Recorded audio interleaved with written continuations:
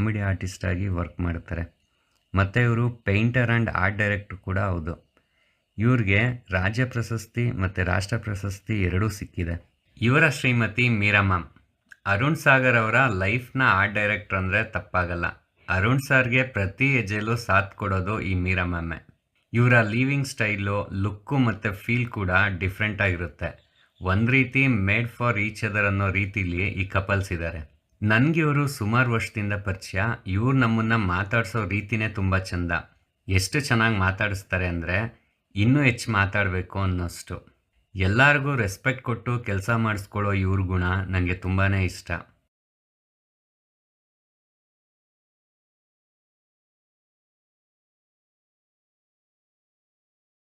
ಇವರಿಬ್ಬರು ಸೇರಿ ವೃಕ್ಷ ಸ್ಕೂಲ್ ಆಫ್ ಫೈನ್ ಆರ್ಟ್ಸ್ ಅನ್ನೋ ಒಂದು ಸಂಸ್ಥೆನ ಕಟ್ಟಿದ್ದಾರೆ. ಇಲ್ಲಿ ಹಲವಾರು ಸಾಮಾಜಿಕ ಕಳಕಳೆ ಇರೋವಂಥ ಪ್ರೋಗ್ರಾಮ್ಸ್ನ ಮಾಡ್ಕೊಂಡು ಬರ್ತಾರೆ. ಅಂಥದ್ದೇ ಒಂದು ಪ್ರೋಗ್ರಾಮ್ ಇದು. ಇದರ ಹೆಸರು ಆನೆ ಬಂತೊಂದು ಆನೆ, ಮಣ್ಣಿನಿಂದ ಬೊಂಬೆ ಮಾಡುವ ಕಾರ್ಯಾಗಾರ. ಇದನ್ನು ಇವರು ಪ್ರತಿ ವರ್ಷ ದಸರಾ ಹಬ್ಬದ ಟೈಮಲ್ಲಿ ಬ್ಯಾಂಗ್ಳೂರ್ ಬಸವನಗುಡಿಲಿರೋ ಕೃಷ್ಣರಾವ್ ಪಾರ್ಕಲ್ಲಿ ಆರ್ಗನೈಸ್ ಮಾಡ್ತಾರೆ. ಇಲ್ಲಿಗೆ ತುಂಬಾ ಮಕ್ಕಳು ಬರ್ತಾರೆ. ಹಾಗೆ ಅವ್ರ ಪೇರೆಂಟ್ಸ್ ಕೂಡ ಬಂದು ಪ್ರೋಗ್ರಾಮ್ನ ಎಂಜಾಯ್ ಮಾಡ್ತಾರೆ.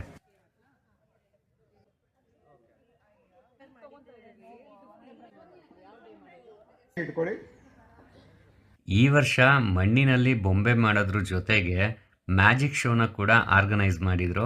ಮಕ್ಕಳಂತೂ ತುಂಬಾ ಎಂಜಾಯ್ ಮಾಡಿದ್ರು.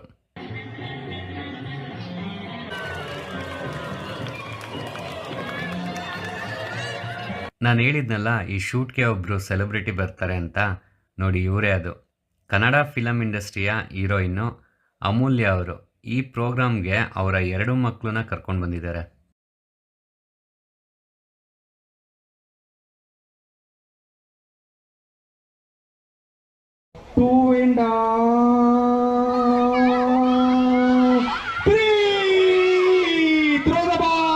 ಮಕ್ಕಳು ಮಣ್ಣಲ್ಲಿ ಬೊಂಬೆ ಮಾಡೋದು ನೋಡೋಕ್ಕೆ ಒಂಥರ ಚೆಂದ. ಡೈಲಿ ಸ್ಕೂಲು, ಹೋಮ್ವರ್ಕು, ಟ್ಯೂಷನ್ನು ಅಂತ ಟೆನ್ಷನ್ಲಿರುವಂಥ ಮಕ್ಕಳಿಗೆ ಈ ಥರ ಪ್ರೋಗ್ರಾಮ್ಸು ತುಂಬಾ ಚೆನ್ನಾಗಿರುತ್ತೆ. ಪೇರೆಂಟ್ಸ್ಗಳು ಈ ಥರ ಪ್ರೋಗ್ರಾಮ್ಸಿಗೆ ಬಂದರೆ ಸ್ವಲ್ಪ ಮೈಂಡ್ ಕೂಡ ರಿಲೀಫ್ ಆಗುತ್ತೆ. ಸಣ್ಣ ಸಣ್ಣ ಮಕ್ಕಳು ಕೂಡ ಎಷ್ಟು ಮುದ್ದಾಗಿ ಮಣ್ಣಲ್ಲಿ ಬೊಂಬೆನ ಮಾಡ್ತಿದ್ದಾರೆ ನೋಡಿ. ಕೆಲವು ಮಕ್ಕಳಂತೂ ಮಣ್ಣನ್ನು ತಗೊಂಡು ಮುಖಕ್ಕೆಲ್ಲ ಬೆಳ್ಕೊಂಡು, ಬಟ್ಟೆಗೆ ಬೆಳ್ಕೊಂಡು ತುಂಬ ಕ್ಯೂಟಾಗಿ ಕಾಣ್ತಿದ್ದಾವೆ.